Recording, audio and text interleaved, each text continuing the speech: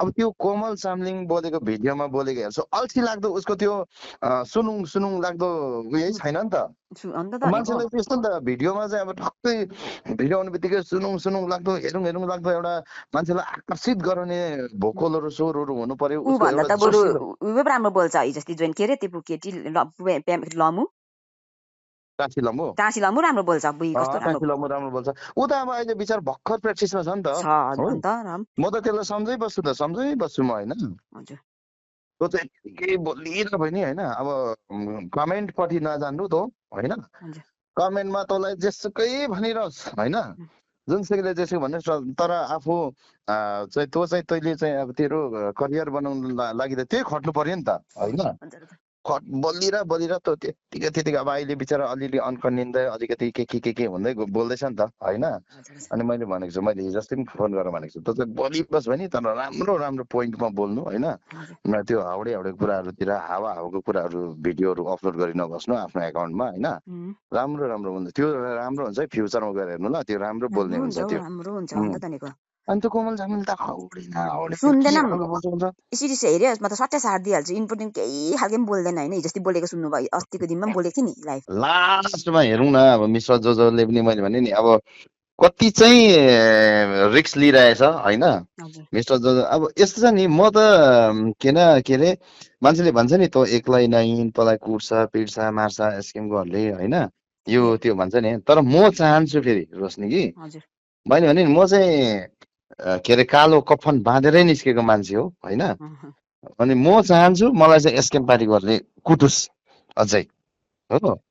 दुई चार थप्पड लाओस् दुई चार डन्ठा लाओस् दुई चार झापड लाओस् खुले आम मलाई बजारमै लाओस् जस्तो लाग्छ तर मलाई यिनीहरूले मर्दा गर्नु सक्ने होइन यिनीहरूले हो यसलाई चाहिँ अब दुई चार झापड लायो भने चाहिँ अब सारा सिक्किमको चाहिँ जनताहरू चाहिँ यो माथि खनिन्छ यो माथि खनिन्छ भनेर यिनीहरूले मलाई केही गर्नु सकेको छैन होइन म चाहन्छु मैले भने नि म त नि रोशनी यस्तो माथि मलाई त केही मतलब छैन त म त नि मैले भने यस्तो आँट गरेर निस्केको मैले भने दुई चार डन्ठा लाओस् दुई चार लात लाओस् एउटा नाथे मेरो सानो गाडी छ अल्टो गाडी छ त्यो गाडी पनि फुटाइदियोस् होइन त्यहाँदेखि चाहिँ म चाहिँ अहिले त 1% मात्रै बोल्दैछु रोशनी हो त्यति चाहिँ गरोस् त मलाई तेरो बाजे त्यहाँदेखि चाहिँ म झन् हेर्न सिक्किममा कस्तो बोल्छु म हेर्न तेरो बाजे त्यो यो एसकेएमको यो भरौटीहरूलाई त नि अनि त्यहाँदेखि चाहिँ म मान्छे चाहिँ कसरी चाहिँ म सिक्किमको जनतालाई डाइभर्ट गर्छु भनेर चाहिँ नि म चाहिँ नि यस्तो प्लान छ कि तर अब मलाई यिनीहरूले केही गर्नु सकेको छैन अब मैले त्यो केही नगरी त मैले अहिलेसम्म त पार्टी र नेतालाई जोगाएरै बोल्नुपर्छ होइन यस्तोमा त हो तर तैँले चाहिँ ठ्याक्क एकदम पटक्क त्यो रोशनी प्रधान सरदानको के छ राम्रै तँ चाहिँ राम्रै बोल्नु बुझ्यौ म त बोल्दिनँ कि उसले बिचारा फोन गरे होइन ठिकै छ एक्लै त्यसरी नबस उयो नगर नसोच्नु जे त भयो भयो मान्छेको उयो अहिले छ छैन छोराहरूको लागि सोच उयो भयो भने यहाँ आइज आफै फोन गरेँ मलाई होइन हुन्छ म टाइम निकालेर आउँछु मलाई त्यो उसकोमा जानु यस्तो उसको एउटा पञ्चायत छ अहिले पञ्चायत छ पञ्चायत त छ त हजुर राम्रो छ पञ्चायत छ र अब सिटिजन एक्सन पार्टीमा बादमा जान्छु भन्दैछ नि त जानु बुझिस् जानु जानु किन तँ त अहिले एसकेएम पार्टीमा पनि त एमटी नै त हो भने तँलाई त्यो गन्ती मान्ती लाग्छ नि आखिरमा होइन अब त्यहाँ उसँग जाँदाखेरि चाहिँ तँ फेरि ऊ त अहिले हेऱ्यो भने त ऊ पनि त पार्टीमै छ नि त होइन पार्टीमै छ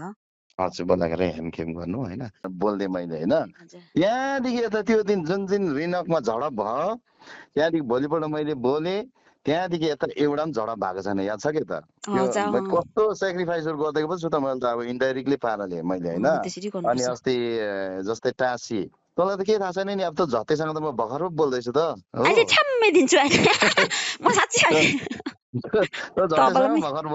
तपाईँलाई याद छैन मैले चाहिँ कति तपाईँलाई देखाउँछु मलाई नि तपाईँको त उयो पो गर्छु त स्योर पनि होइन वाट्सएपमा नि उयो फुर्देनलाई पठाइदिएको छु फुर्देन चिन्छ लास्ट इयर उयो थियो नि चेयरमेन थियो योपालि चाहिँ के दियो त्यो भुत्तेलाई कस्तो रिस उठ्दो बोल्छ कि म मनै पर्दैन त्यो चेयरमेन त्यहाँदेखि सुन्न त्यहाँदेखि टाँसी लम्बु भोटिया अस्ति के अरे सिटिजन एक्सनमा पार्टीमा जोइन गरे होइन हजुर उहाँलाई बिचरा यति साह्रो प्रेसर भइरहेको थियो बिचरा है त्यो 1 लाखको केकले गर्दाखेरि क्या हजुर हजुर यति साह्रो टेन्सन भइरहेको थिएन एक दिन यस्तो भयो त्यहाँदेखि उसलाई एसडिएफकोले पुरा फकाइरहेको रहेछ हो सिटिजन एक्सन पार्टीमा जोइन गरेकै थिएन हो उसलाई यता एसडिएफकोले पुरा फकाइरहेको रहेछ हाम्रो पार्टीमा जोइन गर हामी सपोर्ट गर्छौँ भनेर होइन अब सिटिजन एक्सन पार्टीले पनि भनिरहेको छ उसलाई भनिरहेको रहेछ होइन अब ऊ एउटा लेडिज मान्छे हो नि त बिचरा, उसलाई अब कस्तो जाउँ के गरौँ कसकोमा जोइन गरौँ भइराखेको थिएछ नि त होइन। अनि अनसर्टेन मलाई गान्तोकमा भेट्यो अब, अनसर्टेन अब होइन। हजुर म पनि त्यो एउटा स्कुलको प्रोग्राममा गएको थिएँ, त्यो पनि आएको रहेछ। अनि त्यसले त मार्क्स लाएर बिचरा, अब त्यसलाई पनि त्यो टेन्सन, त्यति बेला टेन्सन टेन्सन कस्तो प्रेसर भइरहेको थियो थियो। अब उसलाई। त्यो चेकको उयसमा त्यो कुनै पार्टीमा जोइन पनि गरेको थिएन, त्यो 1 लाखको चेकको विषयमा बोलेपछि त्यसलाई टेन्सन भइरहेको थियो होइन। हजुर त्यहाँदेखि मार्क्स लाएर आएको रहेछ होइन। हजुर चाहिँ मिस्टर जोजो होइन तपाईँ त भने, अन्त हजुर हो त मैले चिन्न सकिनँ भनेको, म यस्तो यस्तो नि जोजो टाँसी लम्बू मेरो जुन चाहिँ अहिले मेरो सिक्किममा पुरा भाइरल भइरहेको छ नि, त्यो 1 लाखको चेकले गर्दाखेरि भने होइन। हजुर मार्क्स खोल्यो होइन, हजुर बिचारा त्यो भनिरहेछ। त्यहाँदेखि त अब त्यो बहिनीलाई पनि अब यस्तो अब उयो भयो होला नि त होइन, हजुर आँट आयो भनौँ न। मैले पनि अब बाङ्गोटोरै जस्तै मैले गणेश राई त्यो citizen Ganesh Rai go back भन्नु ओर्नु बन्द गर्नुपर्छ भनेर त्यो बोलेर अब म पनि त्यसै अब बाङ्गो टेँडो भइरहेको पार्टीमा हो। हजुर हजुर त्यो बहिनीलाई सहारा भएछ। त्यहाँदेखि मसँग 2-3 घन्टा गफ गरेँ भनौँ न, गफ गऱ्यौँ। त्यहाँदेखि मेरो गाडीमा गफ सफ गऱ्यौँ के गऱ्यौँ होइन। त्यहाँदेखि चाहिँ उसले भन्यो अब जोजो म कता जाउँ होइन। हजुर अब यति बेसी म ट्र्याकमा परिरहेको छु। अब